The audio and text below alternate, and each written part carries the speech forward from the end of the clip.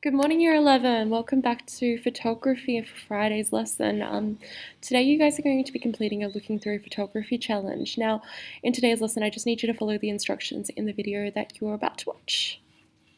So your main objective for today is basically to take pictures looking through things or using shadows caused by light to shine through things. You're basically using the optical illusion of using objects or light to create your photographs. So here are some examples from Jordi Kowalek. Now he's a fantastic photographer that uses objects around his lens, and he creates these optical illusional images which really kind of capture the essence of how he uses lines and objects and light to basically create this beautiful result. So what you want to aim to do is place the object just over your lens, or try hand holding the object or even resting it against or around the lens of your phone camera or a camera that you have at home. So if you place the object close enough and you put it around the lens, you're going to get this fantastic line from that extends outwards from the lens. You kind of want to play around with also different lightings and the way you position the objects around your lens. You can use a lot of different materials that you would potentially have at home. For instance, if you are just in the kitchen, you could probably grab some foil. In your parents' garage, you could probably grab some wire. There's a lot of different things that you could really consider using. Try to be creative and experiment as much as possible. Another thing I wanted to consider is how you actually frame your image. So I would basically consider the way you place your camera in front of a certain object or through a particular focal point. As you can see on the left, there have been objects that have been placed in front of the camera, or the photographer has used them to frame the palms and being graded. Again, with the tube in the middle, you can see the way the photographer has basically placed the camera in the center of the tube, focusing on that one particular object, and on the right with this the same. Now you want to choose an interesting focal point and make sure both that your frame is focused and also your focal point is focused. You need to basically check that because you want to take an effective photo that basically captures what you, the photographer, want to show your audience.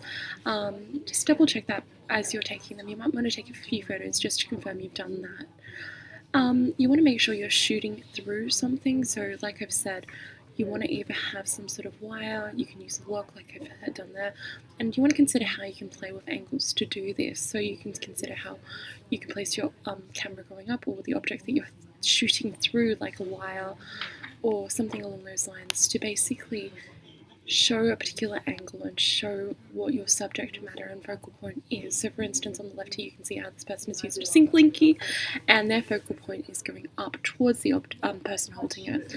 Again, these three images, if you want to pause and have a proper look at them, they've all got a focal point and they've all got something looking through. Another technique that you could potentially use is the use of shadows. Now, you could do this standing next to a window or a light source and placing something that would create shadow before that light hits the object that you're taking the photo of. So for instance, if you stand next to a pair of Venetian blinds, you're going to have lines, or if you hold up a pasta strainer to a light source, you're going to have the dots like seen on the left. You can use many different interesting objects to create an effective shadow.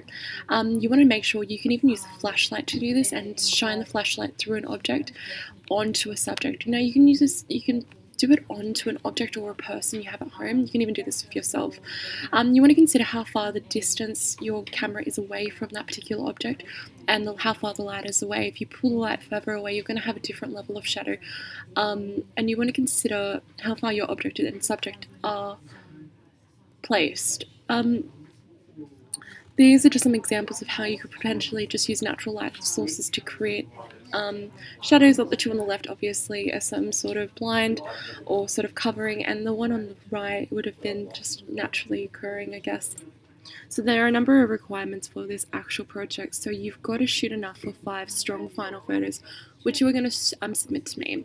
You're going to use a mixture of shoot through and shine through. So in total, you're going to submit 5 photos of the combination of the shine through and the shoot through.